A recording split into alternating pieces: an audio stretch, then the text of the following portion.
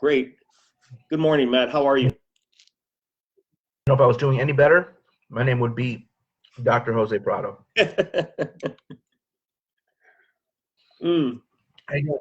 Well, I'm caffeined up. Are you caffeined up? I am. All right. Counts for me saying things like that. All right. All right. Well, we proceed. Now we're reading chapter 22, or discussing chapter 22 and its contents. I was,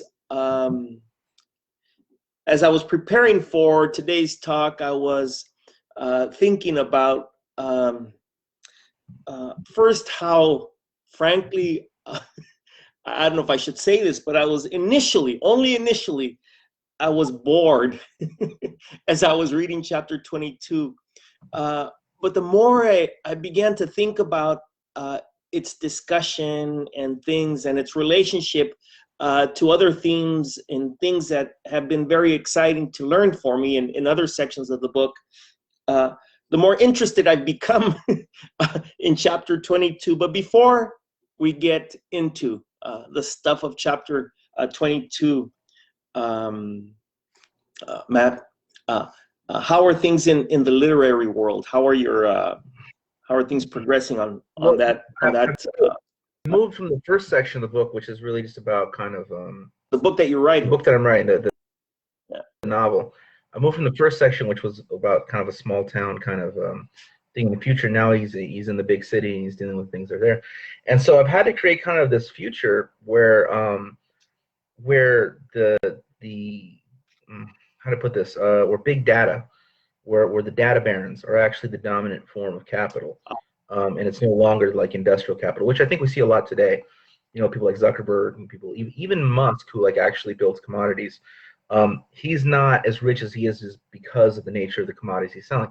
He's rich because of the stock valuation of what he is, and it's really very fictive. It's really just based on nothing. It's based on nonsense. It's based on salesmanship. It's based on ideas. It's based on some type of idea they should. I remember reading that Zoom is actually had a higher valuation than ExxonMobil, but then you actually looked at the data sheets, and you know in this time period, Zoom had done like $2 billion in business, which is very, good for them, I guess. Huge skyrocket for them. But ExxonMobil at the same time period did like $89 billion worth of commerce, right? And yet this company is being valued more than that company. Well, why? Because nothing means anything anymore. And things don't mean anything anymore because we're moving away from the kind of old world that Marx was describing.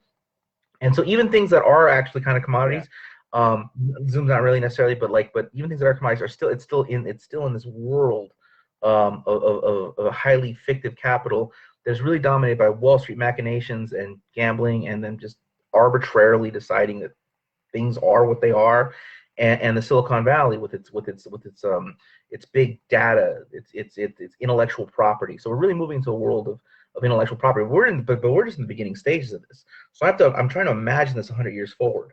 Like, what does it look like when large actual industrialists have to sit in the back seat to the Silicon Valley, to big data, and what does it mean for intellectual property to become the dominant form of property in an economic system? Would that still even be capitalism? Well, this question is relevant to our discussions because that is the world that is being born as we speak. Yeah, that is the world that we are seeing the beginnings of. So I have to imagine this world fully created and operating and recreating itself on a day-to-day basis. And what would that look like? And so that's what I've been doing since about, I'd say, 3 o'clock this morning, and I haven't stopped. All right. I just stopped now to have this discussion with you. I did the reading last night, but I'm just having this discussion with you. So you asked me if I'm caffeinated. Yes, I've been up for the last 7 hours writing and drinking coffee and listening to speeches by Zuckerberg and by Musk and a few others. Kind of picking up on their machinations and picking up on what do they really intend to do in the future years. So that's kind of where I'm certainly in keeping with the your investigation, your empirical investigation for your quasi-fictive production. is the work that we're doing. So I'm glad to be in discussion with you, and I'm glad that our reading of Kapital, in some way or another, to some extent or another, is mediating, your thoughts about what you're writing. So it's really interesting. It's really interesting. It's really exciting. And again, where initially I was trudging through chapter 22, and it's actually only the title of which is National Differences of Wages.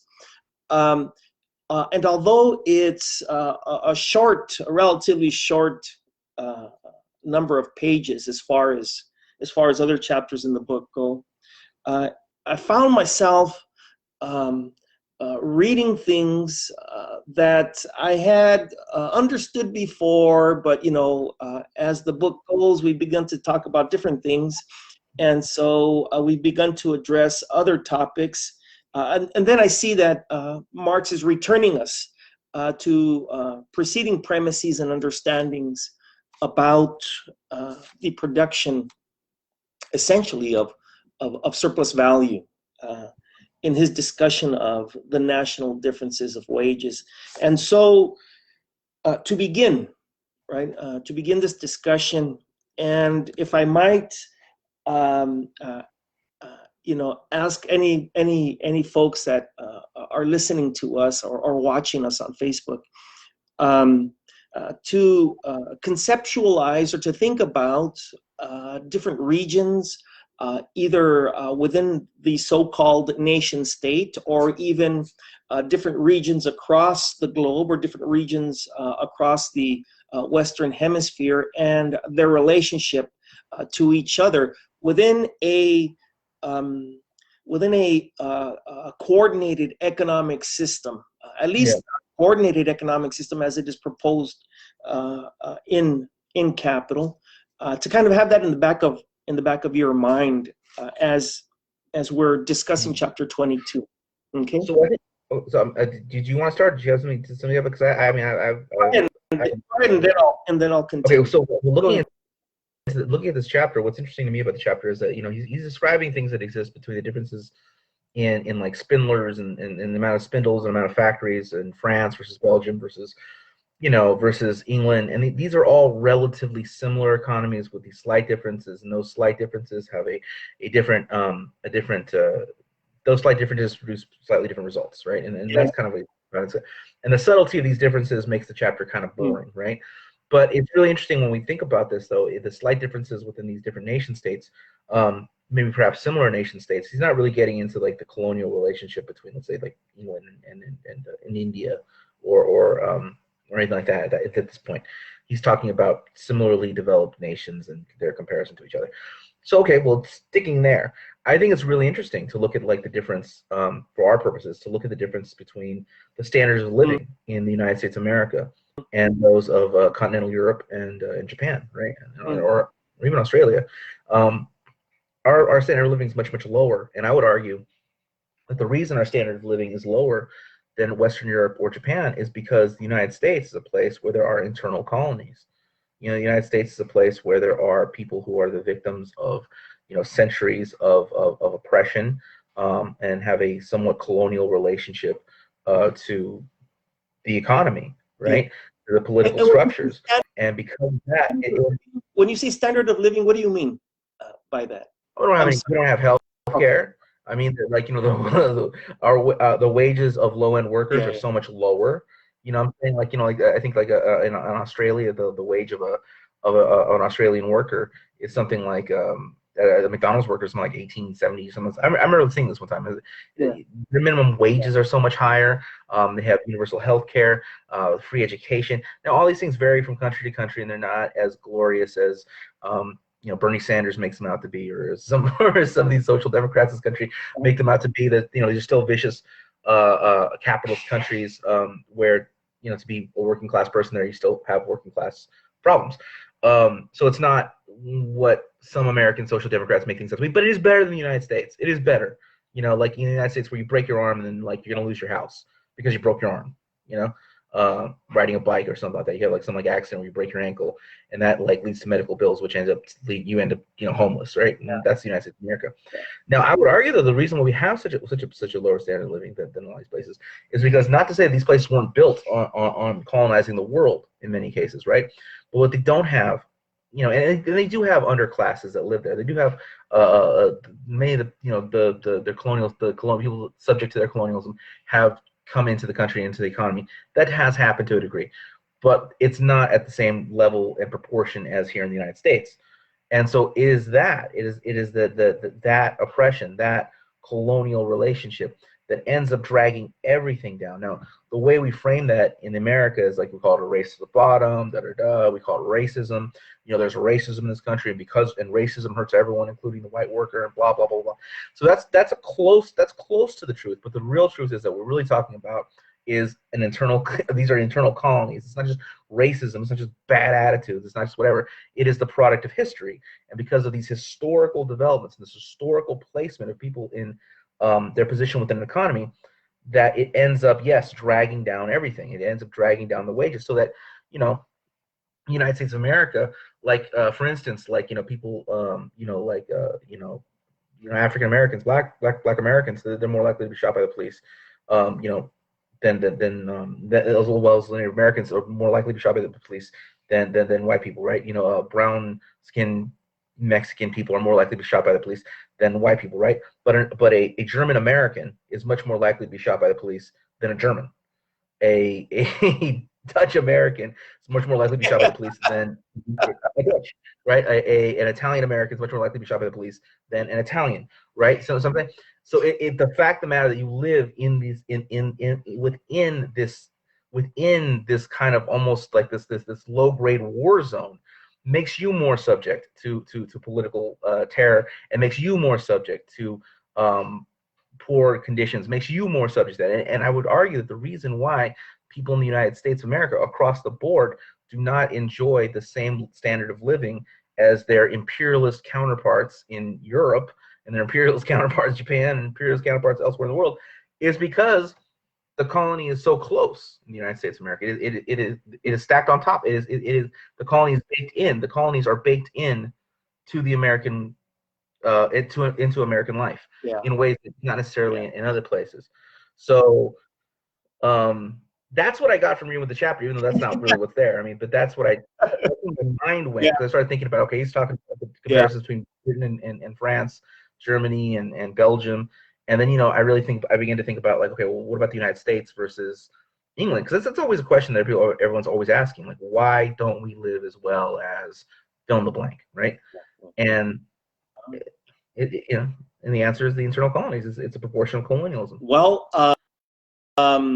very interesting, and certainly, pardon? In my opinion. Well, this is what we're here to do. Is we're here to cast our opinions and then engage folks in discussion about how it is we're contemplating the words, in this case of chapter 22. I believe it was in chapter 7, Matt, where in discussion about the production of surplus value, it was that we addressed the concept of a field of employment. There is a sentence in that chapter that is useful for thinking about the discussion in chapter 22. Marx wrote about the interconnectedness of things. He wrote, "Once more, we find the earth to be a universal instrument, for it furnishes a locus standi to the laborer and a field of employment for his activity.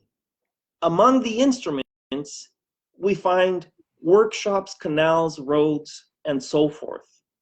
Now, if in the extraction of surplus value, the various subfields of employment, and I'm using the word field as we've just read from chapter 7, if in the extraction of surplus labor, the various subfields of employment are connected within the larger economic system, and if this connection is grounded in canals, roads, and I'll insert ocean currents, and so forth, then to what understanding might we arrive about the stuff of chapter 22, which is, after all, about the rates of exploitation in one geography tied as it is to other geographies. So it gets at what this question, a somewhat rhetorical question, gets at the stuff of what you were talking about just a few minutes ago, right? About the relationship across geographies, right? And how it is one geography, in this case, of course, Marx was writing about European geographies, how it is that one distinct geography, right, is related to another one. Of course, the world is much different, as you note at the outset, right? And so in this case, if we're going to be talking about the United States, and I was actually thinking about, where is the United States in his list of nations, and he didn't include them. But if we're going to be talking about the United States, and of course it wasn't on the list because the U.S. was not industrialized to the extent that these European nations were industrialized at that time.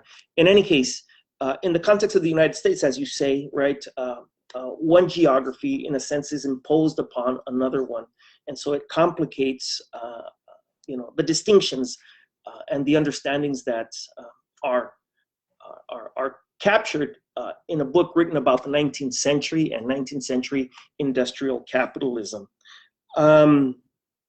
So this somewhat rhetorical question, that is, how does, to what understandings do we arrive about chapter 22, given the various rates of exploitation across the geographies that are identified in chapter 22, right? This somewhat rhetorical question might be answered the following way, and this is my retort or response to what you had discussed at the outset. Effectively, in a world economy where wages are different, capital is positioned to contain rates of exploitation and regulate interaction among labor, given its monopolization of canals, roads, and ocean currents. This containment and regulation in the form of worker patrols, we know as ICE, in the form of commodity dumping, we know as the North American Free Trade Agreement, have the capacity to bear on the methods, means, and conditions of production and existence.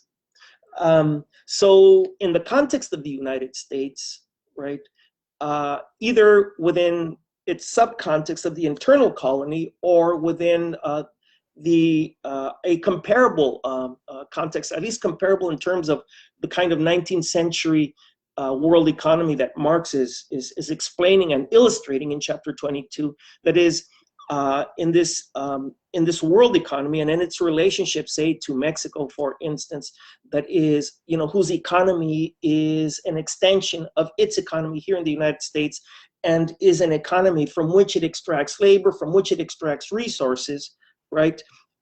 This relationship, of course, is mediated and regulated by way of trade agreements that were made in 1994, at least most recently, right?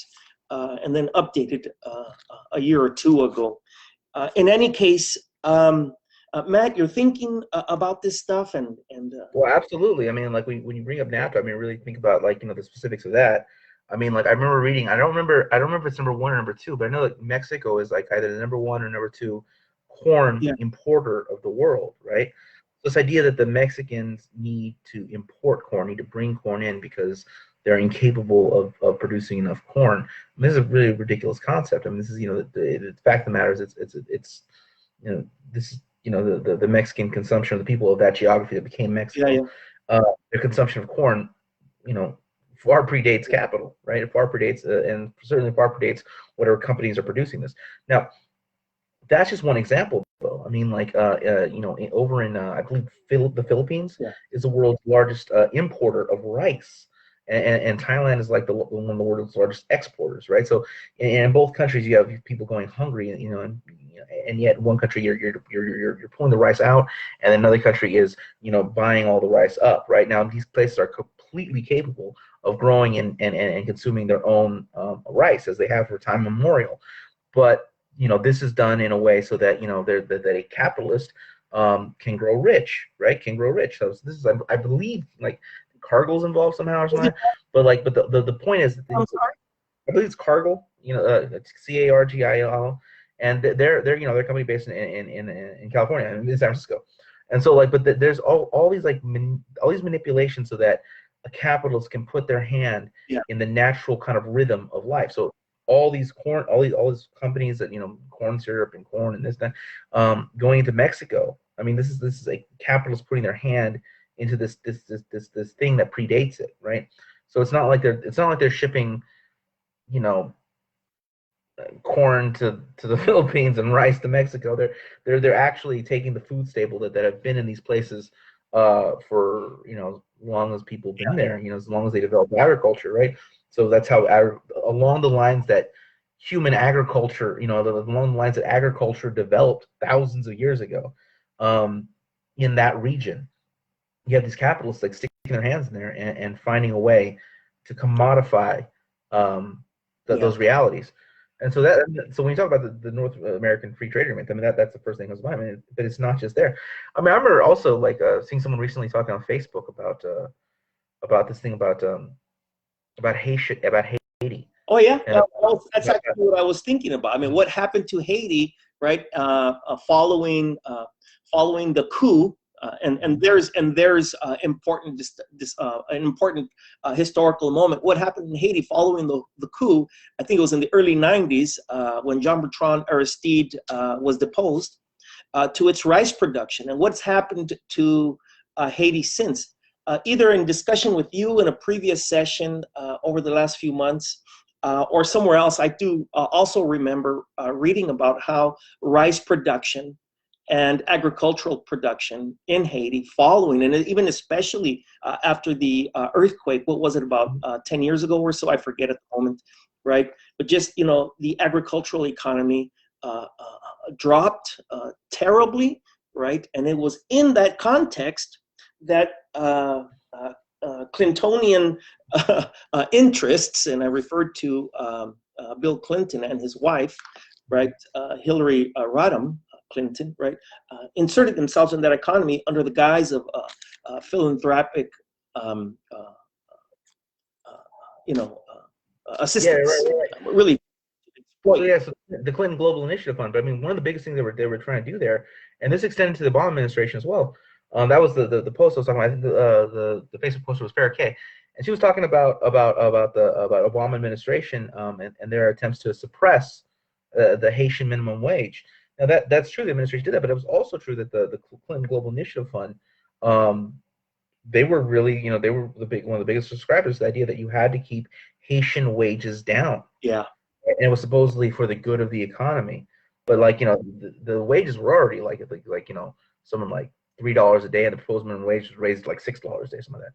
But this idea that what Marx is touching upon, like the wages that exist in certain different countries, and he's not talking about like the colonies. He's not talking about he's not talking about France versus Algeria. He's not talking about England versus India. He's talking about these places versus each other. Yeah. But if we expand the conversation to look at how what the wages look like in the imperial center versus what they look like in the colonies, we see the explicit, we don't see this like a system acting out inequality, or we don't see it some just a systemic inequality that just kind of takes on a logic of its own, has a life of its own. I mean, you do see that, but this is actually carried out by very specific political actors, and there's an entire there are entire industries and apparatuses to ensure the inequality of wages, to ensure the inequality of nations, to ensure the inequality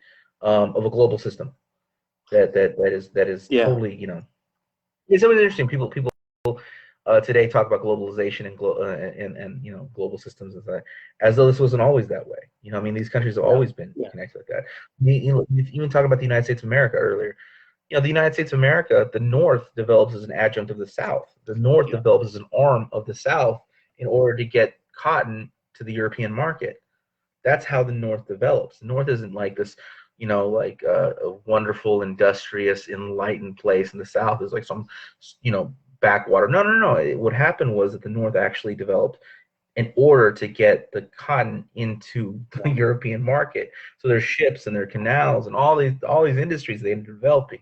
They developed in order to connect back to Europe, right? So it's not until the 1860s, until you have a civil war, that America really becomes, this giant industrial power, right? It's able to become this giant industrial power that becomes that within like 30 years time, 30, 40 years time. I think by 1890, the United States there was more industrial development in the there was more like burgeoning industry or whatever in the United States than there was in England. So, but at the time, it's only had like a 1/10 the navy of the United Kingdom of England. So it was not a global military power, global imperialist power quite yet, but it had, all these kind of industrial, it was teeming with industry. It was teeming with, people. And what does it mean to be teeming with industry? It was teeming with child labor. It was teeming with people burning themselves with molten steel, and more of them, more people dying in factories and in sweatshops in America than there. So that's what that means. But like, I don't want to glorify that, but that happens after the 1800s. So I mean, this has always been a global system. These have always been interrelated. These things have always been, like connected like that. And so like, with the United States and with Mexico, when we initially started talking about this, I mean, of course, the Mexican economy has always been, has always been a kind of a dumping ground for American capital. Yeah. I mean, like, the Mexican Revolution, many people say that, the kind of the spark that lit the flame on that was, the Cananea mine strike, right? When Arizona Rangers went into Mexico and started shooting up the place, right? They started killing, Mexican miners, and that was one of the grand insults or grand kind of like that was a crystallizing event of the Porfirio Diaz presidency, that you would allow these Arizona Rangers to come in here and kill our right? Yeah. And you were totally in the pockets of Washington. Here's evidence, right? Like, and so that was a really great rallying cry that led to that time period. Well, given the scope of our interest and where it is we're headed, or where it is we've been carrying this discussion as much as possible, it's been a question of mine as we've been reading and discussing. It's been a question of mine generally, how might capital serve as a point of reference for understanding the conditions of existence, the conditions of labor of the Chicana and Chicano community, right? And of course, it's right and logical and appropriate for us to be considering, 19th century European economic relations, certainly to be considering historical relationships between the Mexican nation state and the United States, right? But how is it that we're going to understand then the conditions of existence of Chicana and Chicano people and Chicana and Chicano people as workers within the parameters, within the borders of the U.S. National economy, tied as it might be to international or global circuits, right? And so I know this is this might begin to sound somewhat academic, but I think it's important to note that either we talk about the presence of Chicana and Chicano people within a internal colonial context, right?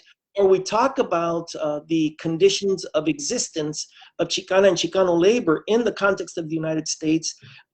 We talk about that existence within the context of a stratified system of labor, that is a stratified labor economy. So how is it, number one, that we are to characterize this condition?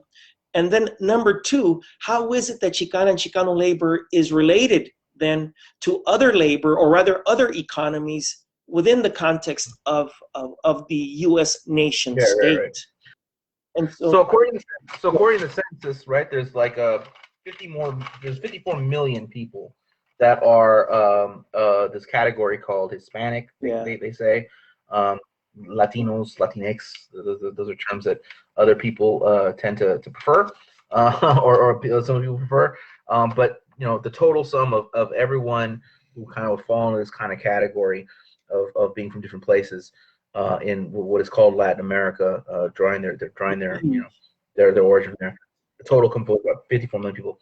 Of that, about 65% of them are Mexican, so or of Mexican origins. That's about, now we're getting to around 30 some 35 some 30 between 30 and 35 million Mexican Americans or Chicanos, right?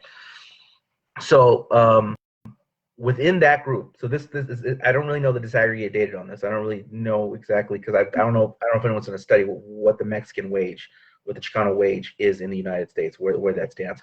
But as it stands, this group of people called the Latinos, right? Amongst them, they are the lowest paid workers in America. The Latino is the lowest paid male in America, and the Latina is the lowest paid female in America. The women are the low of when they look at the wage gap, you'll see that at the very bottom are the Latinas, right? And then in between there is like I think black women and Latinos are about the same. So the lowest paid, meaning the most exploited workers in America, are these kind of brown people with Spanish surnames that fight endlessly about what they should be called, way more than they fight the conditions that they find themselves in. Yeah. In my opinion, and again, in my opinion, share our opinion. That's what I do. So to fight, to look at the conditions that we find ourselves in. So if we find ourselves at the within this group of people, we are 65% of that group of people. Who the Chicanos make about 65% of that people who find themselves in this position.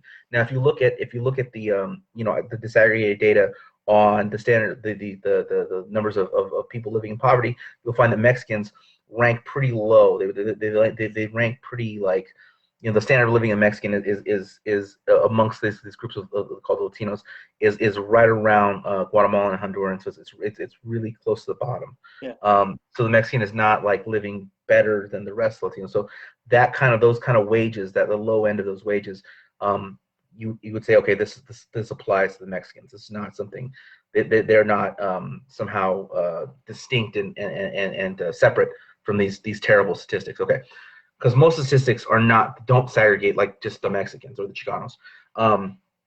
So saying that, so knowing that, so the stats that are collected for this group of people known as Latinos, Latinx within the United States are very, very, very suppressed. They're very oppressed. They are the lowest paid workers.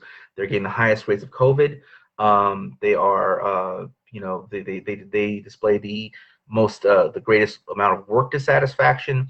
They make up the greatest percentages of people working in the most dangerous industries, et cetera, et cetera. And everyone knows this. Everyone knows this. Everybody knows this is not like a surprise. It's not some unique information. This is not breakthrough information. Everyone knows that these people are the workhorses. This group of people make up the workhorses of the American economy. This is known. This is not a mystery. This is not some new information. Why is that?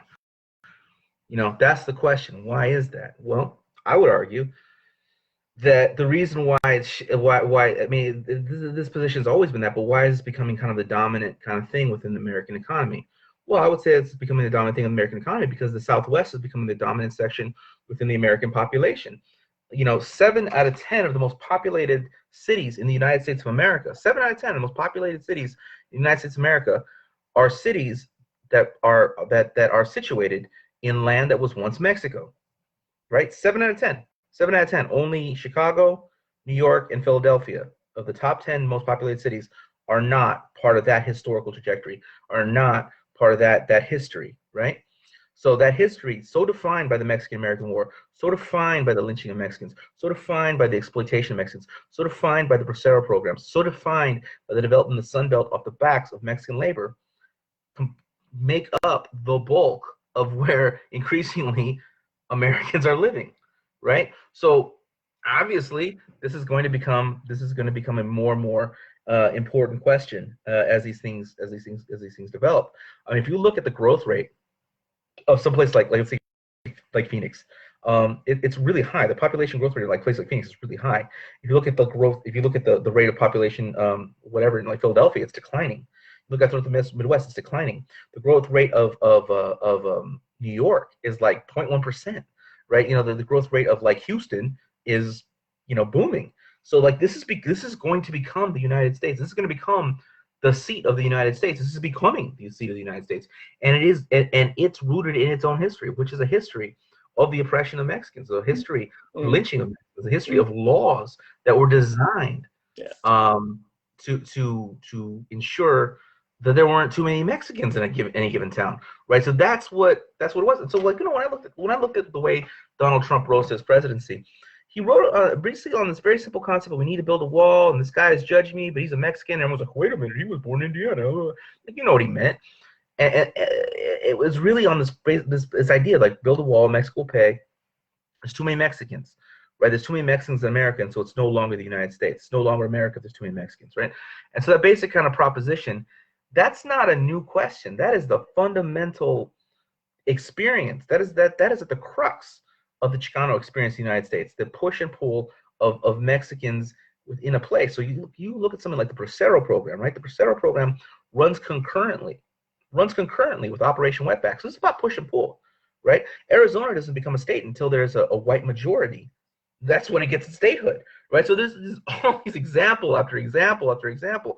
The foreign minor tax in California, all these kinds of things designed to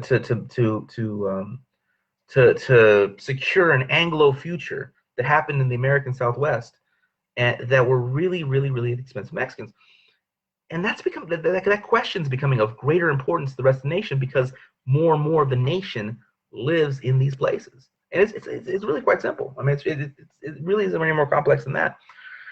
So, when we see that history, we can understand very clearly why so much of the economy seems to be so much of the economy in the American Southwest rides on the backs of Mexicans. Well, because it always has. Yeah. It always has. So long as it was the American Southwest, it is ridden on the backs of Mexicans. Returning then, given this empirical, historical, objective information that we know or that we ought to know, and that the nation ought to know about the presence of Mexican people within its borders, and the history of Mexican people within its borders, and the relationship of Mexican people, Chicana and Chicano people, to up until most recently, its relationship to Anglo-white society, right? It's within the context of this history and following this history that I propose that we consider a particular quote from chapter 22 that I'd like to share and I'd like to discuss a little bit as we cultivate and weave an understanding and possibly a synthesis in the minutes that are left of our discussion this morning, this crisp January morning. In every country, there is a certain average intensity of labor, below which the labor for the production of a commodity requires more than the socially necessary time, and therefore does not reckon as labor of normal quality. Only a degree of intensity above the national average affects, in a given country, the measure of value of the mere duration of the working time. Now, again, Marx is using the nation states and various nation states and certainly European ones as his point of reference. And at the outset of our discussion, I've asked us to consider Chicanos inserted within, at least within the general logic, to the extent that it might be possible, within the general logic of the contents of this book, and in this case, chapter 22. This is not the case on the universal market, whose integral parts, and this is the part that begins to excite me, whose integral parts are the individual countries. The average intensity of labor changes from country to country. Here it is greater, there it is less. These national averages form a scale whose unit of measure is the average unit of universal labor. The more intense national labor, therefore, as compared with the less intense, produces in the same time more value, which expresses itself in more money. The extraction, and here's where I respond to this, and then of course I'll ask for your thoughts afterwards, Matt. The extraction of value differentially, as it is, and its supervised investment in the capitalist economy for the advantage of those who hold the key on the channels and the stations where money in its abstract form, i.e. gold, flows and is stored, is basic to the Marxian interpretation of history. That the purse on the global flows and depositories of money, that the purse on the global flows and the depository of money is not an exaggeration, can simply draw attention to the fact that currently Britain has essentially kept the president of Venezuela from tapping almost $2 billion in gold from the Bank of England.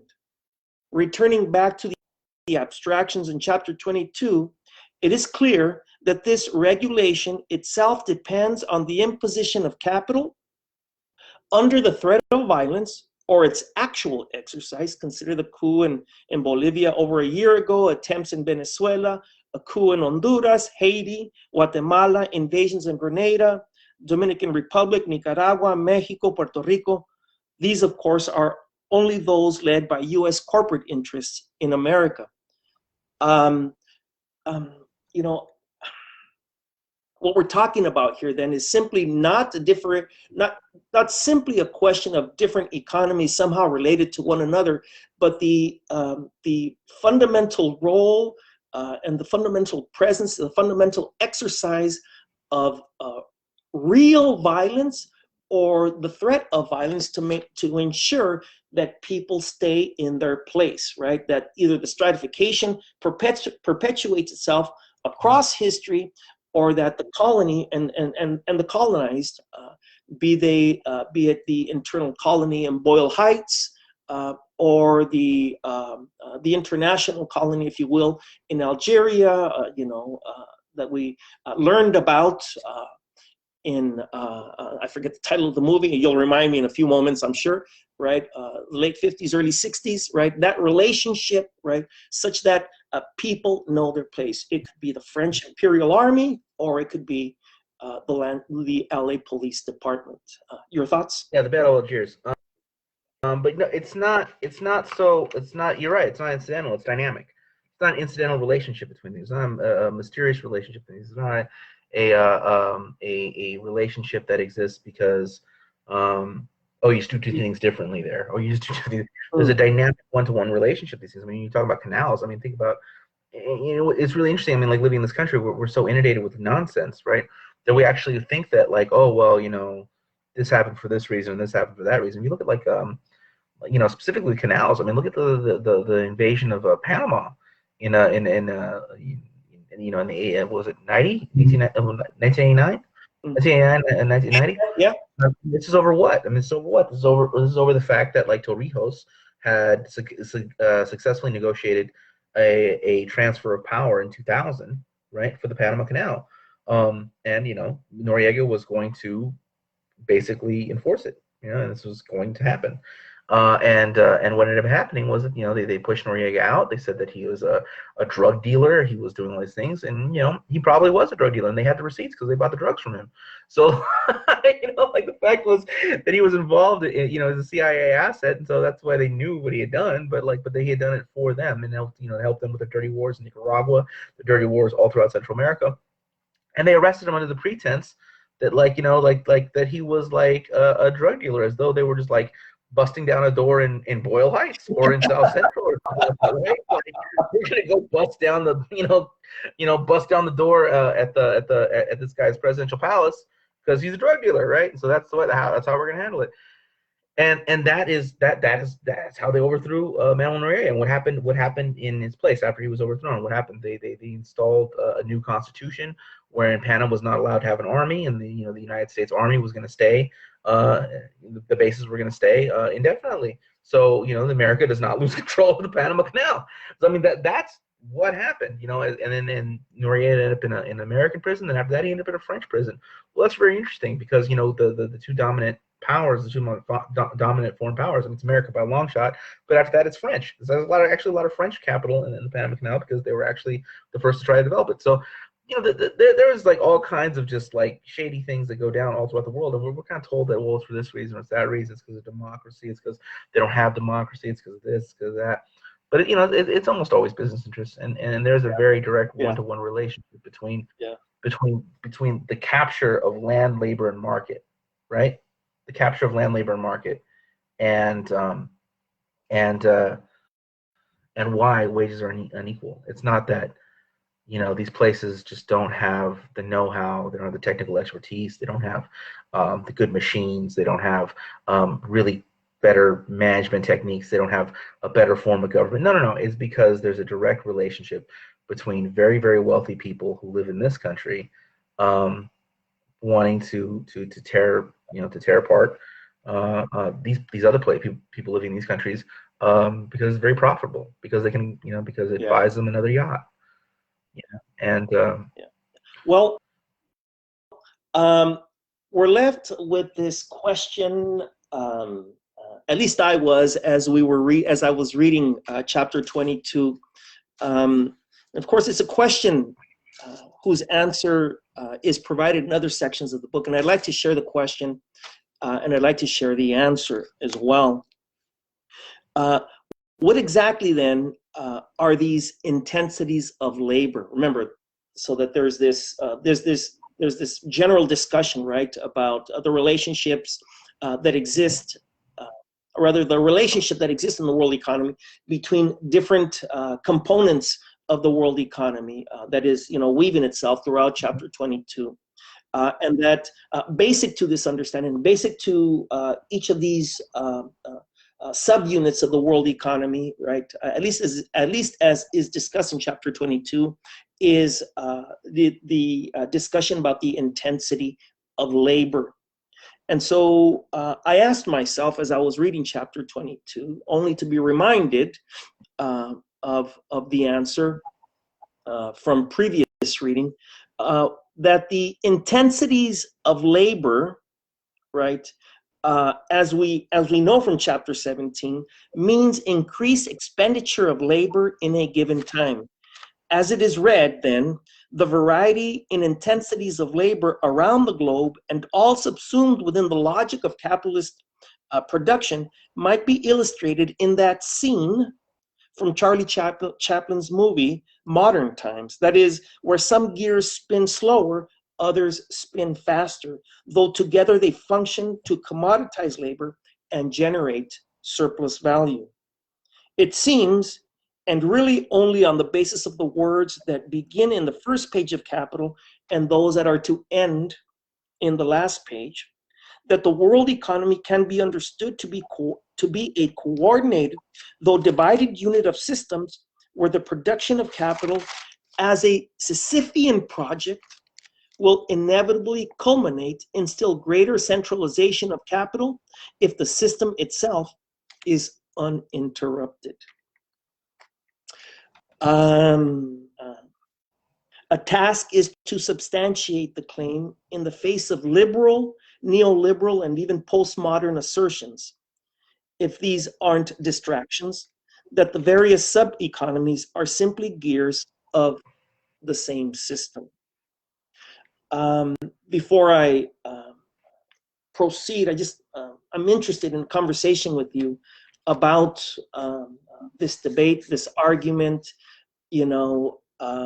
Essentially, there's the liberal and neoliberal and postmodern one on the one side, and of course, there's the argument as it is developed, certainly in chapter 22, but then throughout the book, that there really is only one economy, and that it is the capitalist economy. And then, of course, on the other side, either there are a variety of economies, or that we might isolate the world, or rather parts of the world from one another, and really that they're existing independently of one another.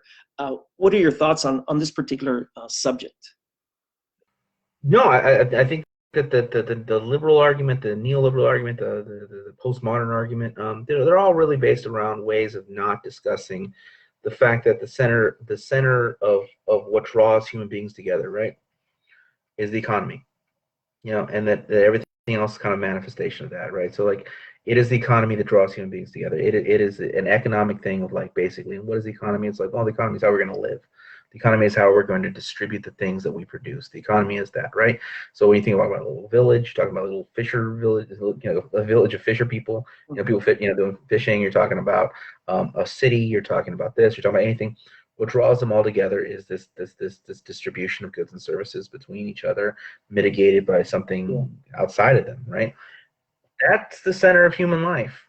Whether it's good, bad, exploitative, cooperative, whatever, that is at the center of human life.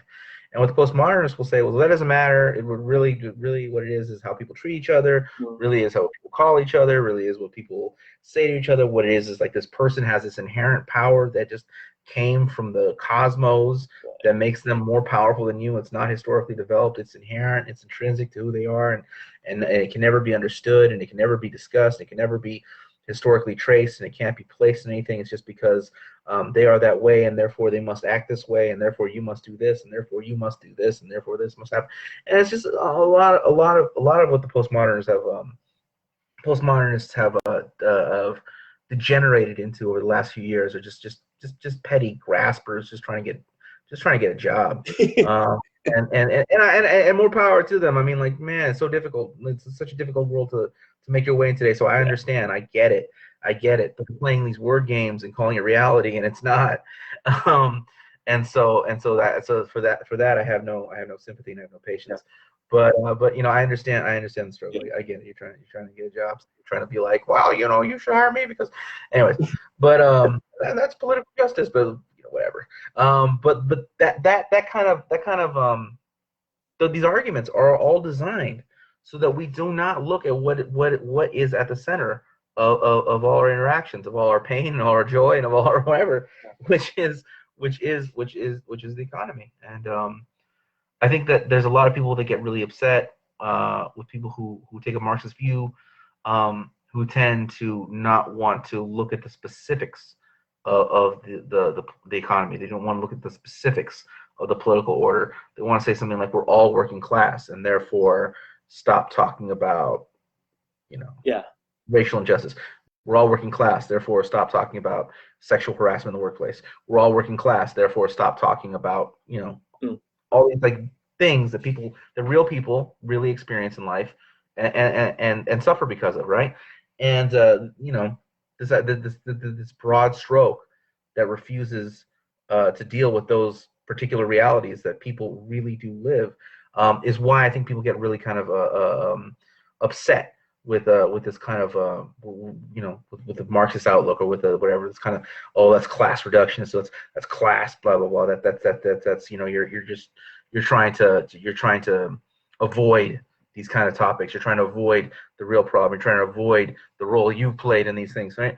And so like that, it's understandable why people don't like that. But at the same time, this postmodernist stuff is not the answer. I mean, the answer is to apply critical analysis to whatever we're talking about. This postmodernist stuff, what it does is it takes you outside the realm of why things actually happen. It takes you outside that investigation and puts you into these just really strange, odd word games that are designed a certain way because they're really heavy on jargon. And the reason they're so heavy on jargon is because they offer you a different way of talking in order to get you to have a different way of thinking. I mean, like, if they tried to get you to think in this odd way using the language you use every day, it wouldn't work. So that's why they give you a whole new set of vocabulary to get you thinking in a nonsensical manner. So I think that, when we talk about those ways of approaching the world, we have to understand that they don't just arrive incidentally. They arrive for a reason. Yeah. They arrive for a reason, and the reason they arrive is to prevent people from having a materialist outlook on the world, because a materialist outlook on the world would prescribe that you do something about it. It would demand that you do something about it. Whereas a idealistic view of the world could just be like you throw your shoulders up in like some cosmic jest and like such is the world and It's nothing can be repaired and all it's just, it is it what is it what is. it is Exactly. and you should really be ashamed. And then and you feel empowered by telling people you should be ashamed, as opposed to actually trying to fight the conditions that produce so much human misery. Yeah. Hey Matt, um, well, I begin class today, so I really have to begin to cut things up for our discussion this morning, and inform folks, of course, that we'll be reading we'll begin discussing, I think it's chapter 23. I don't know if it's 23 or 25, a very long chapter, but in any case, next week we begin a discussion of the next part. I think it's part 4 or 5 of Kapital. We began this discussion of Kapital with the last part, I believe it's part 6 of Kapital, which is the more historical, certainly objective a reading of economic developments in Europe. And then, of course, we from that point we started with part 1. So we're at the tail end. I think we've got 3 or 4 chapters after this week, something along those lines. And so, having said that, bringing folks up to speed in this particular way, I'll ask you, Matt, to bring a poetic closure to today's discussion. All right. Go ahead. Jakarta, it's called Jakarta is Coming. Jakarta is coming. Jakarta is coming. It's called Jakarta is Coming because during the coup in Chile in 1973, there was a tag all over the wall that said Jakarta is coming. What that was referred to was a reference to Jakarta, Indonesia, yes, wherein people were slaughtered, and they're saying that basically the bloodshed is coming, right? All right, so Jakarta is coming. Jakarta is coming. Jakarta is here, there, and everywhere. You were covered head to toe in Indonesian sweat. Jakarta, beat your back, your chest, the Congo on the radio, on your game console, and when you go home, where you're killing Iraqis and Afghanis, where you killed some Congolese. The Saudi royal family pumping gas in your V6. This shit is sick. We need an alternative. Who knows? We get shit to run on. Maybe get the shit to run on Arab blood. Serve your country. Kill somebody. It's as easy as peeling back the skin off of a Colombian banana. Get you. Oh man, I'm messing this up. Let me start over. Let me get this page where it needs to be. Just give me 1 second. It's really short. I don't want to mess this up. I wrote this years ago. All right, here we go. All right. Jakarta is coming. Jakarta is coming. Jakarta is here, there, and everywhere. You are covered head to toe in Indonesian sweat. Jakarta on your feet, your back, your chest, the Congo, on your radio, on your ringtone, your cell phone, when you go home, on your game console, where you're practicing killing Iraqis and Afghanis, where you kill some Congolese, the Saudi royal family, pumping gas in your V6. This shit is sick. We need an alternative. Who knows? Make it just to run on Arab blood. Serve your country. Kill somebody. It's easy as peeling back the skin off a Colombian banana. How many union leaders died today for your daily dose of potassium? You think shit is funny? You think it's just funny? You think it's just a joke? Well, then just sit back, wipe the blood from your fingers, pop the cap, and enjoy yourself a Coke. All right. So that is the imperial world we live in. It is. Okay, thank you very much, folks, and thank you for participating. Thank you for this work. Appreciate it very much, Matt. And anyway, look forward to our continued discussion. I've got to go. All right.